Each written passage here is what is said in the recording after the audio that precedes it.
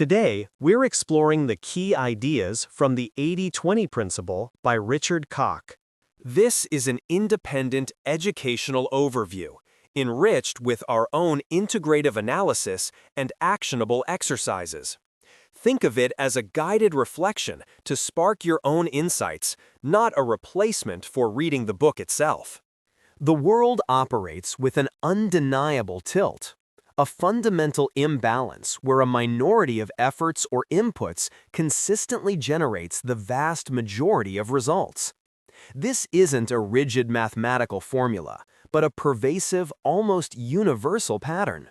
Roughly 20% of what you do, own, or focus on accounts for approximately 80% of the impactful outcomes, value, or satisfaction you experience. This principle, often called the Pareto principle, was first noted in wealth distribution by an Italian economist over a century ago, and later championed by management gurus for its profound implications across diverse fields. From understanding why a small fraction of a company's products delivers most of its profits, to recognizing that only a sliver of our daily activities truly contributes to our deepest happiness, the 80-20 rule challenges our intuitive, yet often flawed, belief in a balanced world. It asserts that significant disparity is the norm, not the exception. Embracing this perspective unlocks an extraordinary potential for multiplying success and fulfillment, not by working harder, but by identifying and relentlessly leveraging the true drivers of impact. It's an invitation to discern the vital few from the trivial many, revealing that our greatest gains often lie in radical focus and strategic neglect. The imperative of strategic focus. Rethinking business and organizations.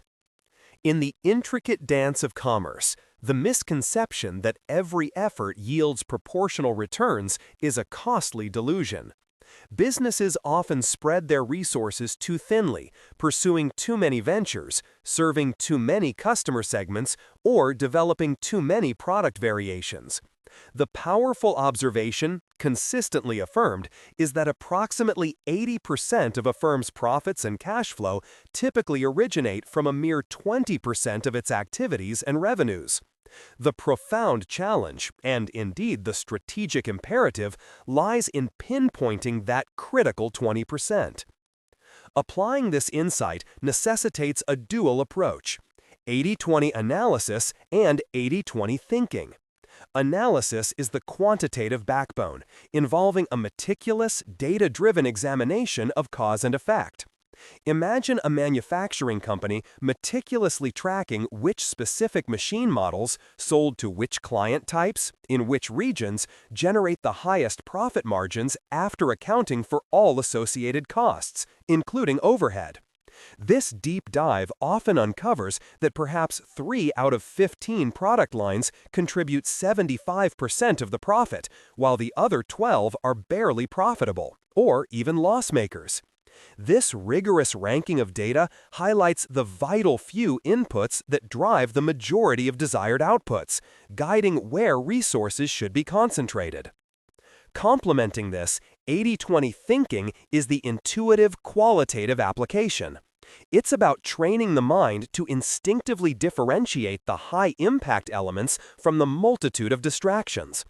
A project manager, for instance, might intuitively recognize that only a handful of milestones in a complex software development project are truly critical for its success, and that dedicating exceptional oversight to these few will largely determine the project's overall outcome, rather than micromanaging every minor task. This mental discipline allows for faster, more focused decision-making without the paralysis of exhaustive data collection for every minor choice. This shift in perspective profoundly transforms strategy. Rather than striving for average competence across all areas, businesses learn to prioritize exceptional productivity in a select few. They actively seek efficient shortcuts, practice ruthless selectivity, and aim for excellence in their core strengths. This might involve a consulting firm deciding to only pursue large-scale digital transformation projects where they have a proven track record and proprietary tools, rather than bidding on every small IT contract. It often entails delegating or outsourcing non-core tasks, like relying on external specialists for complex legal advice rather than maintaining a large in-house legal team, to focus internal talent on unique value creation. Identifying where minimal effort yields maximal returns becomes the guiding principle, concentrating efforts on a limited number of truly valuable goals and capitalizing on lucky streaks or unexpected successes. The core lesson here is that complexity is the insidious enemy of profitability. While increased scale might intuitively suggest lower unit costs, it frequently introduces a hidden tax. More products mean diverse customer needs, requiring an array of new services, all demanding substantial overhead. Consider a tech company that starts with one groundbreaking app and then expands to 20, each requiring its own support, marketing, and development team. The initial success of the first app is diluted by the burgeoning complexity and disproportionate demands of the others. This additional complexity, not merely growth, leads to diminishing returns, slowing down efficient systems, demanding constant managerial intervention, and creating costly, invisible gaps as partially completed work accumulates. Paradoxically, managers often find complexity intellectually stimulating, creating interesting roles even as it erodes value. The 50 by 20 principle vividly illustrates this. Typically, half of a company's customers, products, components, and suppliers contribute less than 5% to revenues and profits.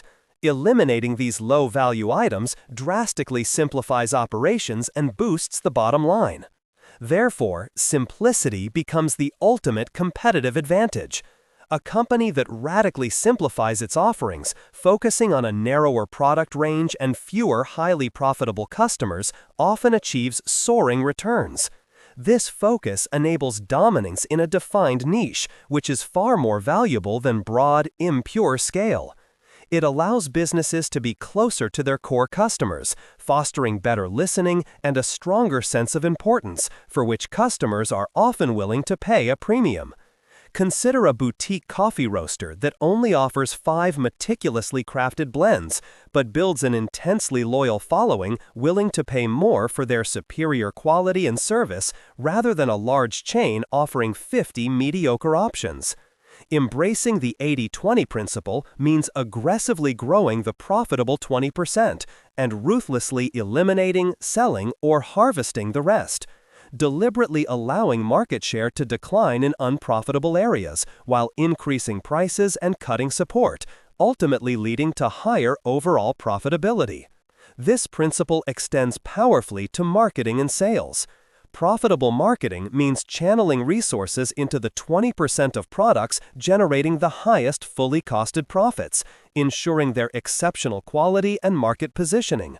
For a luxury car brand, this might mean dedicating disproportionate R&D and marketing budget to their flagship sports coupe, which, despite lower volume, commands the highest margins and brand prestige.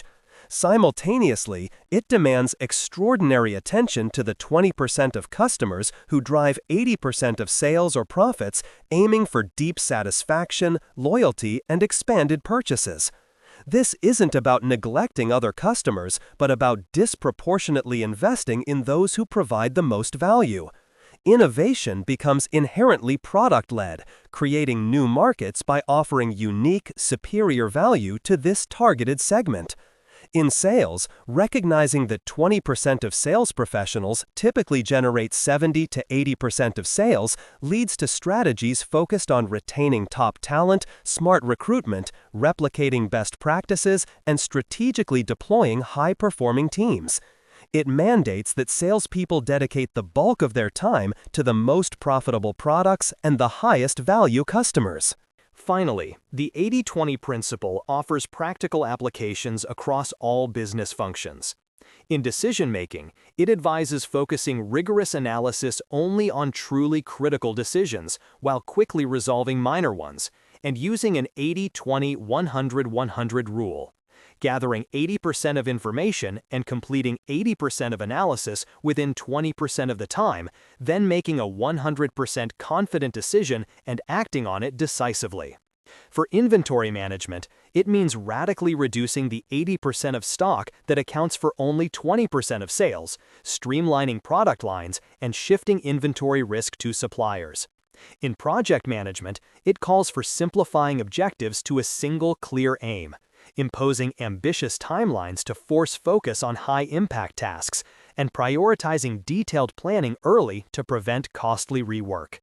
Even in negotiation, it guides towards identifying the few core issues that constitute the majority of value, strategically conceding minor points for major gains, and understanding that most concessions happen in the final 20% of the allocated time. Across the board, the mandate is clear. Identify where your efforts truly move the needle and channel your energy there, dispassionately shedding the rest. Crafting a purposeful life, optimizing personal well-being and achievement. The profound asymmetry observed in business and systems extends deeply into our personal lives, revealing that a minority of our choices, relationships, and activities generates the vast majority of our happiness, achievements, and sense of purpose. Embracing this truth offers a path to genuine personal freedom, allowing us to achieve more and experience greater joy with significantly less wasted effort. It's a pragmatic framework for self-mastery, requiring introspection and a willingness to challenge conventional wisdom. At its heart, this approach demands a time revolution.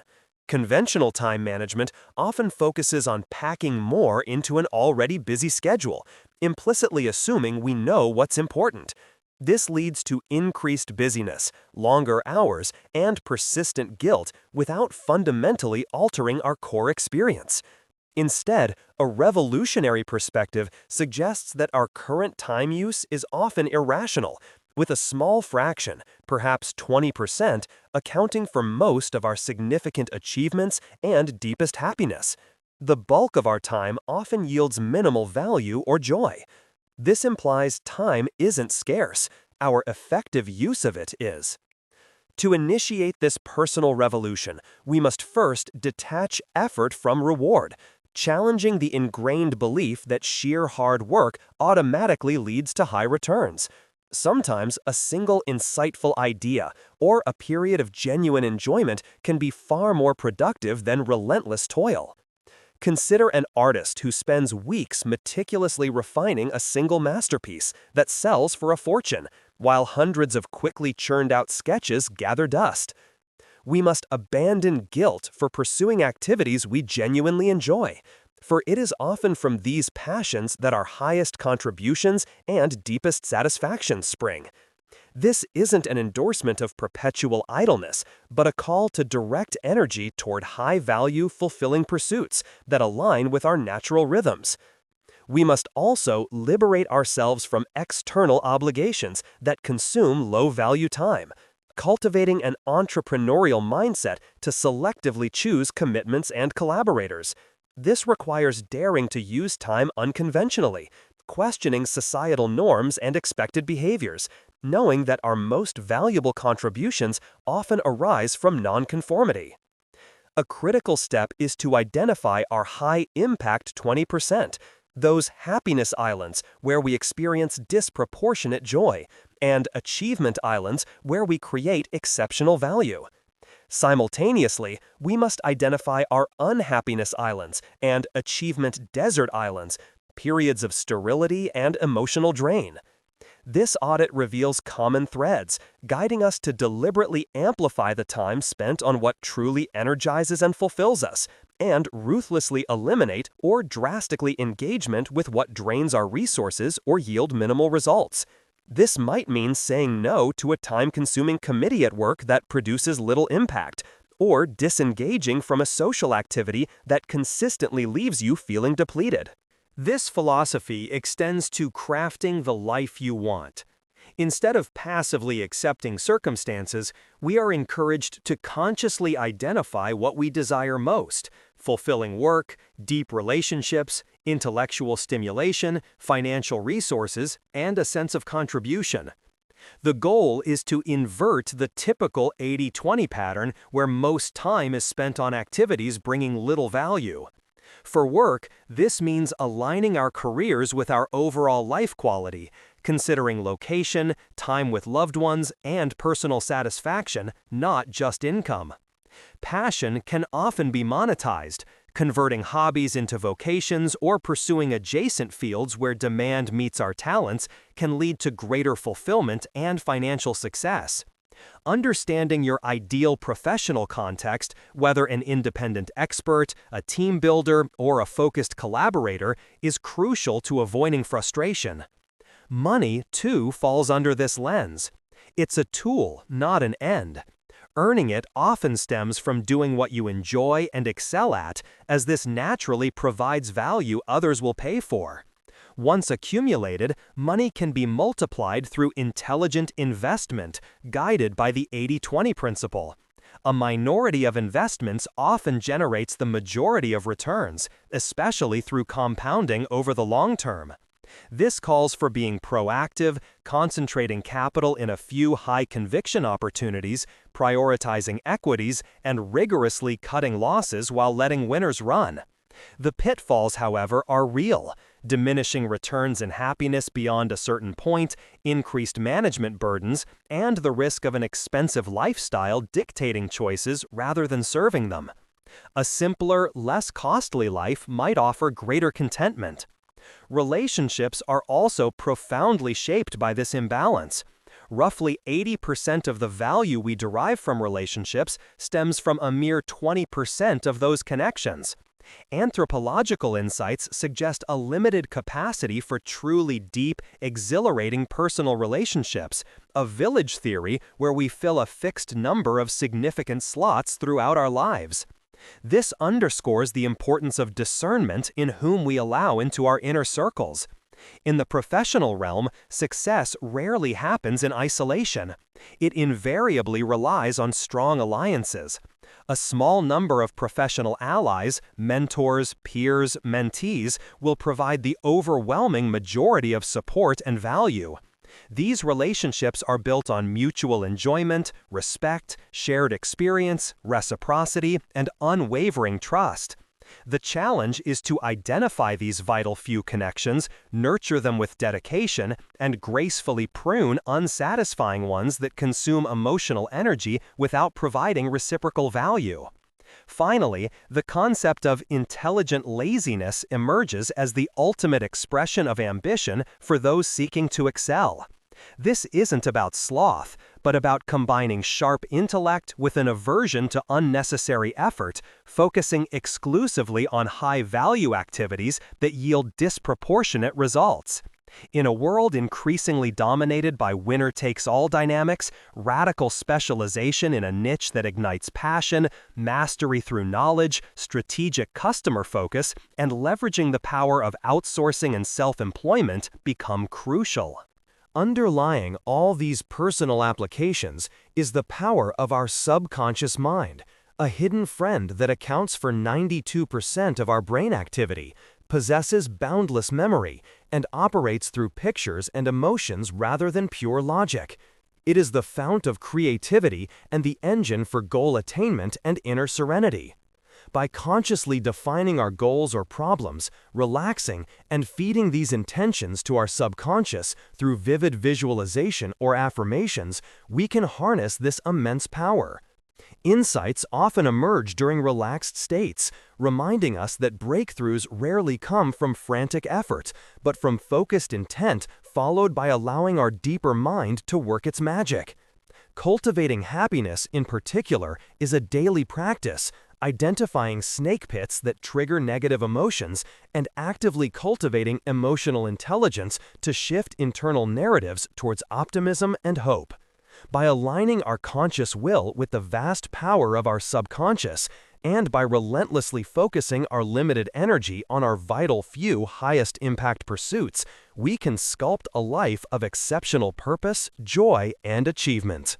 The 80-20 principle, far from being a static observation, is dynamically amplified by the rise of networks, fundamentally reshaping business and society.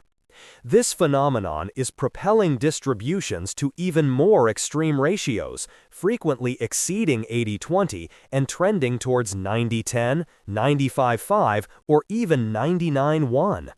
Understanding this profound shift is not merely academic, it is crucial for individuals and organizations seeking to thrive in a rapidly evolving world. Traditional pipeline businesses operate in a linear fashion: design, manufacture, market, and sell a product through a value chain.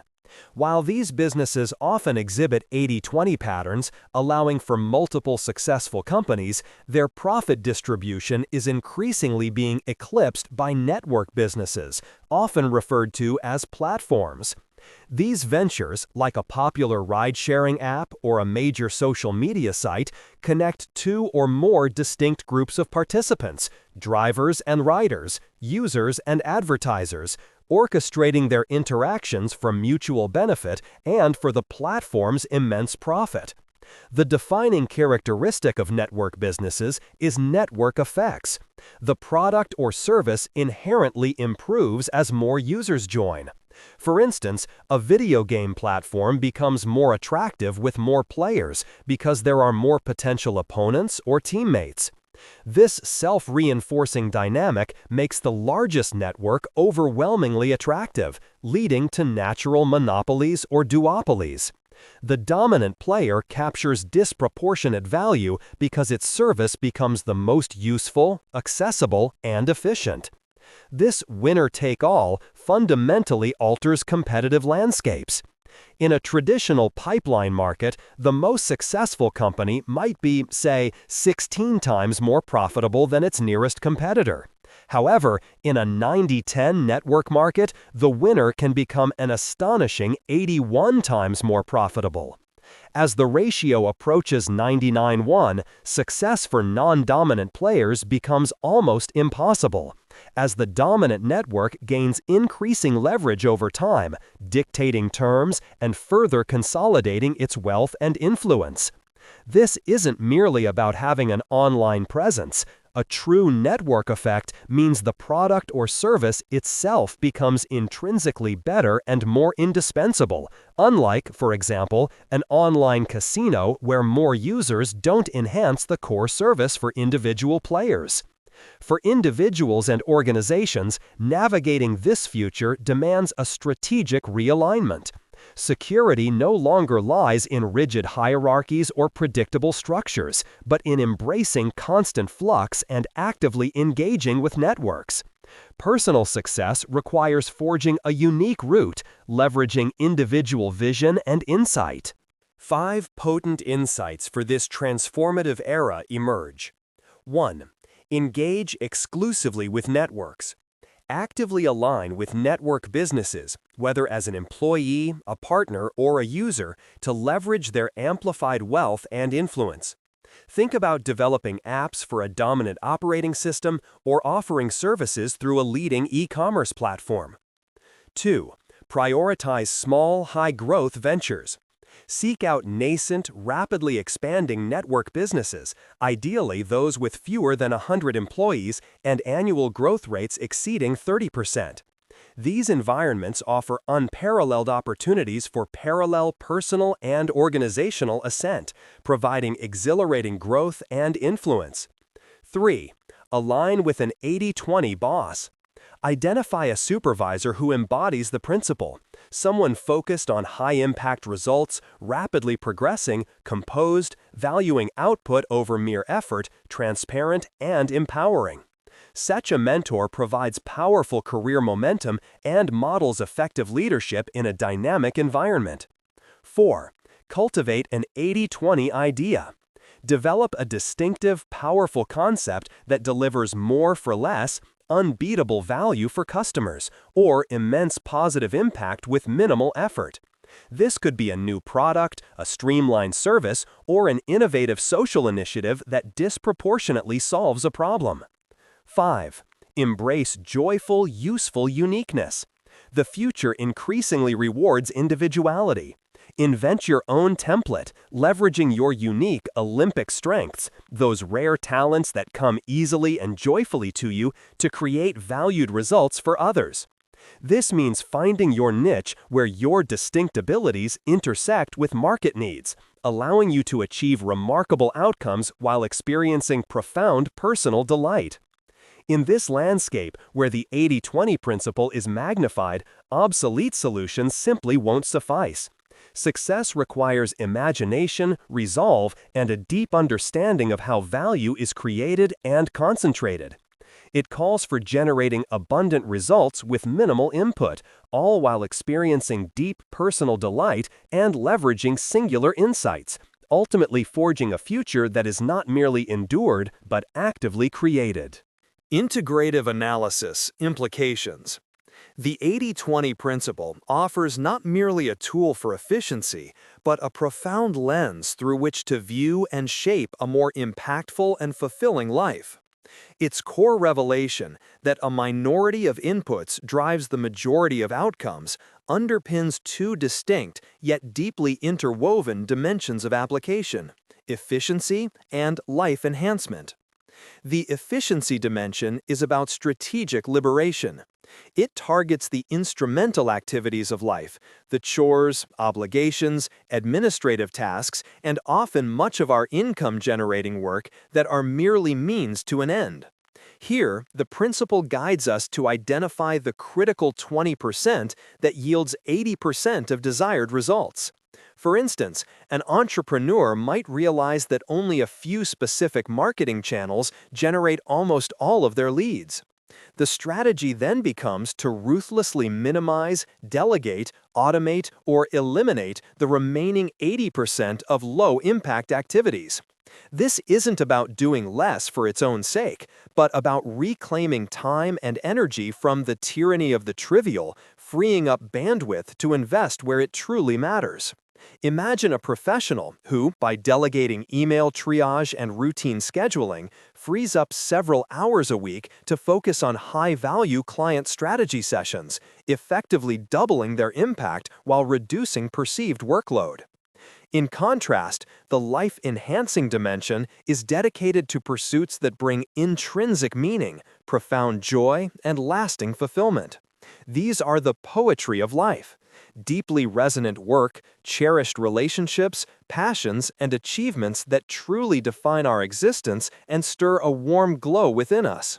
This might be a musician dedicating countless hours to composing a single symphony, knowing it's their life's purpose. Or an individual investing boundless emotional energy into a handful of core relationships that provide unwavering support and happiness. In this realm, the 80-20 principle champions unfettered investment. There's no limit to the energy and commitment we should pour into these vital few activities and relationships that profoundly enrich us. It acknowledges that true fulfillment demands depth and deliberate focus on what truly nourishes our soul. This dual perspective resolves common criticisms of the 80-20 principle. Those who worry it encourages corner cutting miss the nuance.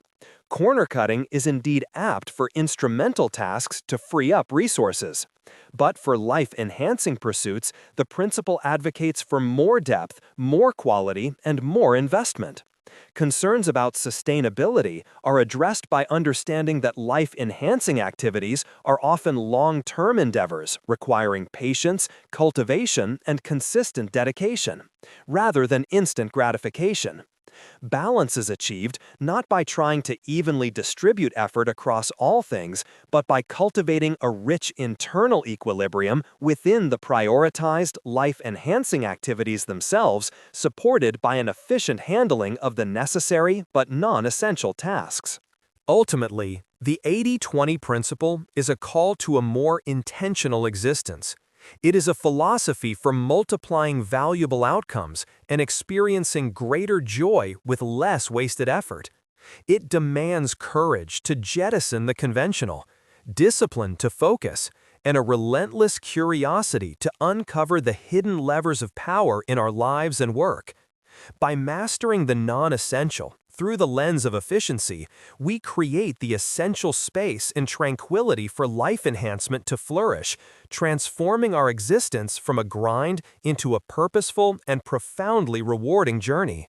The future, with its accelerating network effects and extreme disparities, only amplifies the urgency and rewards of adopting this profoundly selective and purposeful way of being. Actionable exercises. 1. Profit and passion audit. Identify an area in your life where you invest significant time or resources, e.g., your job, a hobby, a personal project, even your household budget. Conduct an informal 80-20 audit. List all the distinct activities or components within that area. Then, for each, estimate or track for a week what percentage of your total effort/cost it consumes and what percentage of your total satisfaction, value, profit it generates. For example, if it's your job, list tasks and estimate how much time each takes versus how much joy or tangible career advancement it provides. If it's a hobby, how much money/time do different aspects take versus how much fulfillment they bring. Identify the vital few, 20%, that yield the majority, 80%, of positive outcomes, and the trivial many that consume disproportionate resources for minimal return. 2. The Happiness and Achievement Island Time Journal. For the next 2 weeks, keep a daily journal specifically noting moments when you feel most alive, joyful, energized, or when you feel you've made significant progress or produced high-quality work. These are your happiness islands and achievement islands. Conversely, note periods of frustration, low energy, or minimal impact, unhappiness islands and achievement desert islands. After 2 weeks, analyze the common threads. What activities, people, environments, or states of mind characterize your islands? What drains you?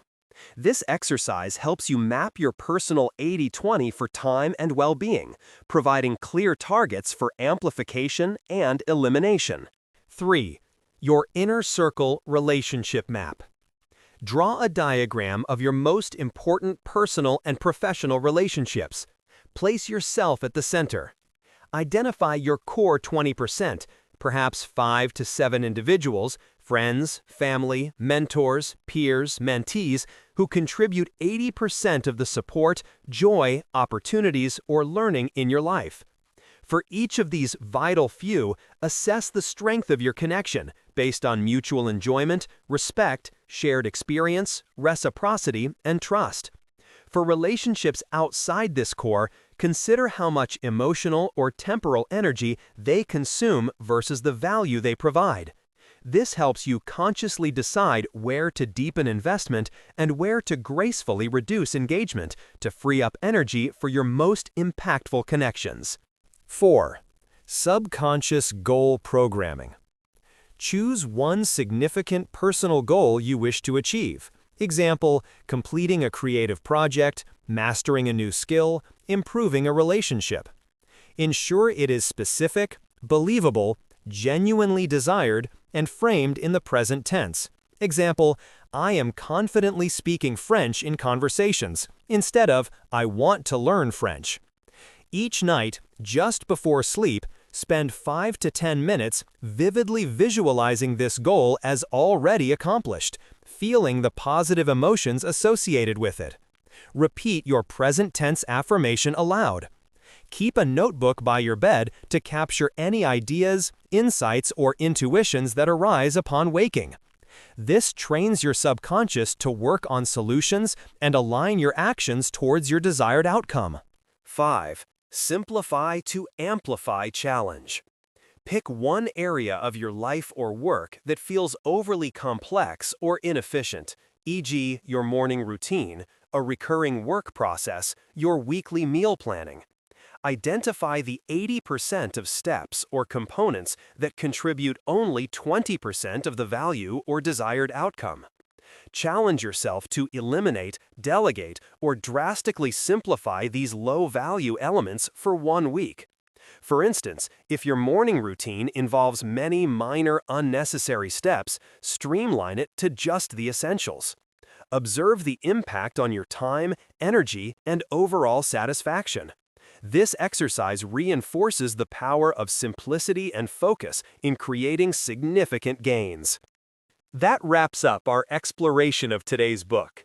If even one idea here gave you something to reflect on, give it a like so YouTube knows to share more with you. And if you'd like the next insight in your feed, hit subscribe. Remember, what you heard today is our independent interpretation, enriched with analysis and exercises. The full book has far more depth, so consider reading it to experience the author's work directly. Thanks for listening to DeftU Insights, where we turn great books into tools for growth.